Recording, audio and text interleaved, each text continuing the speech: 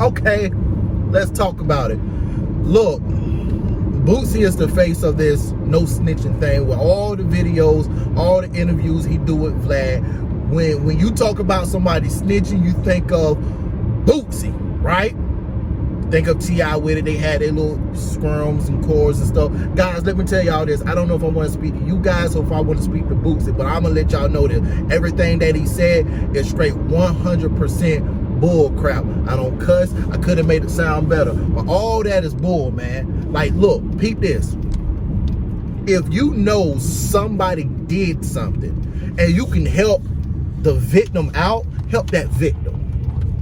I'm going to say that again. If you can help that victim out, help that victim. Because what Boosie is not telling you, there will be at least one time in your life you're going to need help. You're going to want help. And you ain't going to get that help because the way you living, you said, I'm not going to snitch. So if you're not going to snitch, why do you expect somebody to snitch on somebody else for you? Example, you living beside somebody, you see somebody breaking that house, you know who broke in their house, and when your neighbors come back home, they ask you, did you see it? You're gonna say, nah, bro, you know, I ain't seen nothing. There's no snitching over here. You know I can't do that. They're gonna pull my hood card. They're gonna pull my gangster card. A month later, your house get broken into, and you know your neighbors have cameras. You know your neighbors saw it. Somehow you know, and now your neighbors is not going to tell you who broke in your house, who stole all your stuff. Every time something happened to you, you want it to work out for you, but you don't want to help nobody so it can work out for them. All this stuff Boosie saying, guys, do not believe this stuff. He lives a life that you don't have to live. Now, I'm going to be honest. If you're in that street, and if you live by them street codes, there are street codes that are unwritten rules and people abide by. That's just what it is. Here's my problem with that. The street code people, the people that lives in the streets, they expect the regular people like me, the normal people, to live and abide by their rules. That is crazy. That is asinine. Why would I do that? Why would you want to come and harm me, harm my family, just because I cooperated with the police officer, law enforcement, or my neighbors, or the community outreach? Why would you want to hurt me? I don't live by your rules. You live by your rules. Your rules is set up for the people who live inside your dome, inside your spirit. I'm outside of that. That is my problem. And my other problem with it, it's like, they do that for our community.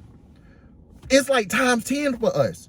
It's like if a black person tell on a black person, you ready to chop that person's head off. You ready to put a bullet in their head. But anybody of any other culture, it's like you go through the court stuff. You go through all that. You don't deal with it. Why do we have these rules against ourselves for like that? Why are we the ones that's holding us back? Why? Let me tell you where this is stemming from. Because you may say, oh, I've been a regular dude. I've been that kind of guy my whole life. No, I ain't been that kind of guy my whole life. I was young too.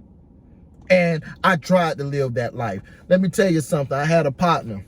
We was riding. And all of something, we got in some trouble. At this time, I have never been to jail. I have never been to prison. Never done none of that. Only thing I've been in trouble for was speeding ticket. That's the only thing I've been in trouble for, okay? I end up accepting something that I did not want to accept. And it landed me in hot water for about 3-4 days. The guy continued to do his mischievous things inside the neighborhood. He didn't come bail me out. I'm just thinking about this pissing me off. He didn't come bail me out. He didn't say I'm sorry. He didn't say none of that. And my scholarship to go to college just got thrown away. So I want you to understand that. To this day, he got hit with 26 years and took his life in prison. So I got stuck with a charge for somebody else. And this dude didn't even learn from it. On top of that, college got taken away from me. Great jobs got taken away from me.